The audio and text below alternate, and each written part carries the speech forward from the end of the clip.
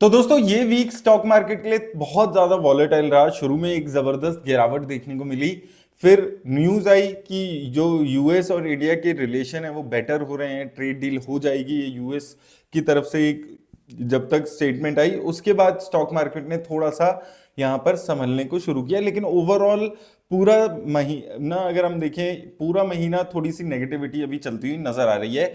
अब ये जो हफ्ता था ये ज्यादा इवेंटफुल हफ्ता था, क्योंकि यहां पर बड़ी बड़ी जो कंपनीज थी निफ्टी 50 इंडेक्स के, उनके नंबर्स अनाउंस हो चुके हैं, क्वार्टर 3 रिजल्ट्स अनाउंस हो चुके हैं। जिसमें हम सबसे पहले देखें तो आईटी सेक्टर की सारी कंपनीज के नंबर आ गए, टीसीएस, इन्फोसिस, विप्रो, इन सारी कंपनीज के नंबर अनाउंस हो गए। और फ्राइडे को अगर आप देखेंगे तो एसेंशियली आईटी इंडेक्स ने स्टॉक जो निफ्टी 50 इंडेक्स है उसको संभाला था, नहीं तो एक बड़े क्रैश की तैयारी निफ्टी 50 इंडेक्स कर चुका था। निफ्टी आईटी में आपको एक जबरदस्त उछाल देखने को मिला, फ्राइडे को 3.5% की उछाल आई, इसलिए निफ्टी इंडेक्स फिर भी संभल पाया, नहीं तो ओवरऑल एक जबरदस्त नेगेटिविटी बनी हुई है। उसका सबसे बड़ा रीजन है जो निफ्टी की सबसे बड़ी कंपनी है रिलायंस, वहां पर बहुत ज्यादा पॉजिटिविटी नहीं आ रही है। और अभी नंबर्स अनाउंस हुए हैं ओवर द वीकेंड जिसका इम्पैक्ट कल आने वाला है, जिसमें 3 बड़ी निफ्टी की कंपनीज हैं, आईसीआईसी बैंक, एचडीएफसी बैंक और रिलायंस इंडस्ट्रीज। तो देखिए तीनों ही कंपनीज की अगर हम बात करें तो नंबर्स बहुत ज्यादा पॉजिटिव नहीं देखने को मिले हैं। ठीक नंबर्स हैं एचडीएफसी बैंक के, Reliance industries and ICIC bank के, इनकी वैल्यूएशंस के हिसाब से बहुत ज्यादा पॉजिटिव नंबर्स नहीं आए हैं। तो ये एक नेगेटिव चीज इंपैक्ट यहां पर ला सकती है।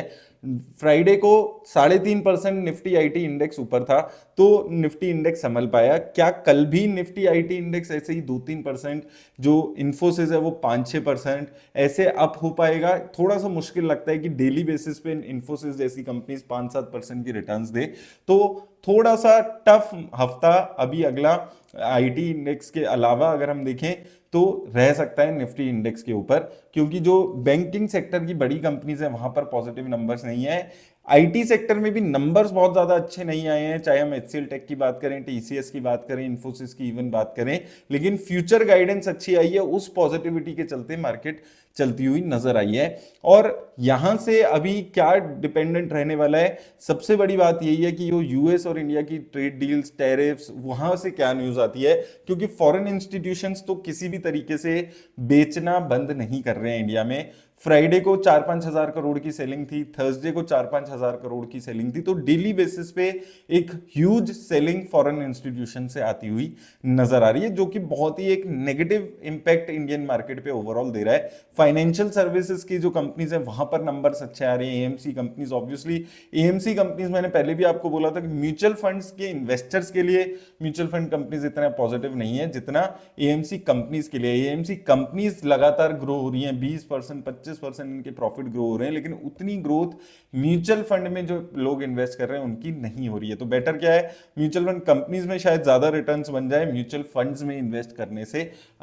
इस ये एक बहुत बड़ी चीज अभी यहां पर निकल कर आ रही है, जैसे जैसे नंबर्स आ रहे हैं, आईसीआईसी, एएमसी, एचडीएफसी, एमसी, इन सभी के all time high quarterly numbers यहां पर आ रहे हैं।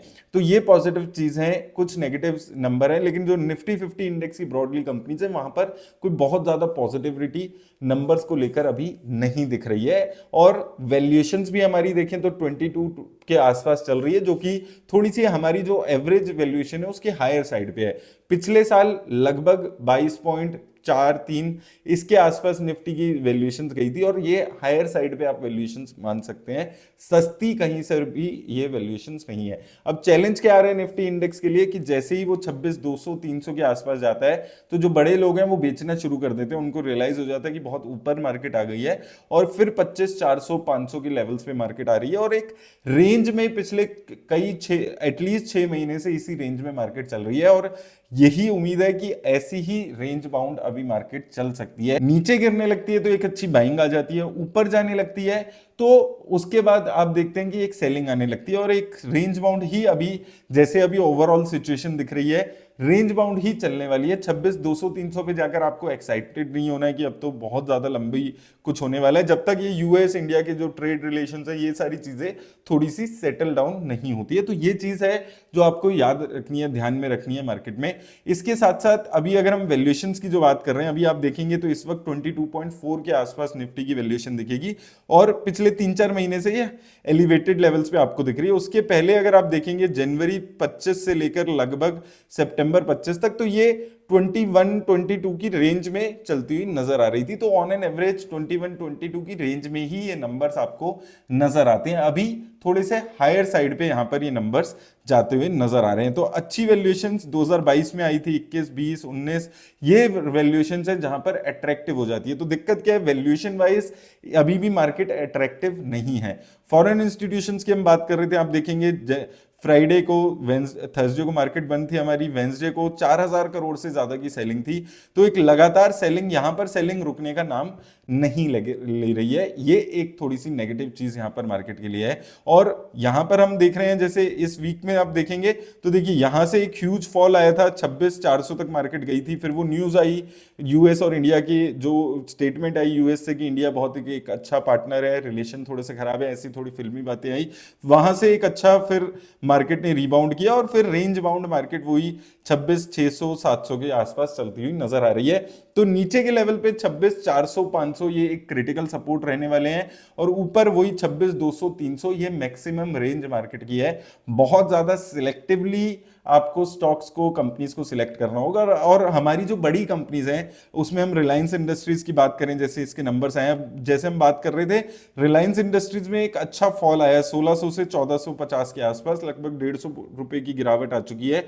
और अभी जो नंबर्स आए हैं उसमें भी अगर आप देखेंगे ईयर ऑन ईयर प्रॉफिट में लगभग ग्रोथ कुछ भी देखने को नहीं मिल रही है खास। ईयर ऑन ईयर ग्रोथ की बात करें या मंथ ऑन मंथ, ईयर या क्वार्टर ऑन क्वार्टर ग्रोथ की बात करें, और ओवरऑल रिलायंस इंडस्ट्रीज में भी वो उतनी पॉजिटिव ग्रोथ यहां पर देखने को नहीं मिली है जिसकी उम्मीद थी। और जो वैल्यूएशन है वो 26 के आसपास है, जो कि एक हायर साइड पे आप वैल्यूएशन मान सकते हैं, क्योंकि यहां पर नीचे 22-23 तक जाती है जनरली, लेकिन अब जो वैल्यूएशन है वो थोड़ी सी एलिवेटेड है। सिमिलरली आईसीआईसी बैंक को क्विकली यहां पर आप देखेंगे तो यहां पर आप देखेंगे गिरावट देखने को मिली है। Year on year, quarter on quarter profits गिर गए हैं, जो कि एक काफी नेगेटिव बात है। और इसमें 1,000 करोड़ रुपए प्रोविजंस के भी इंक्लूडेड है, लेकिन स्टिल थोड़े से नेगेटिव नंबर्स यहां पर आईसीआईसी बैंक के आए हैं।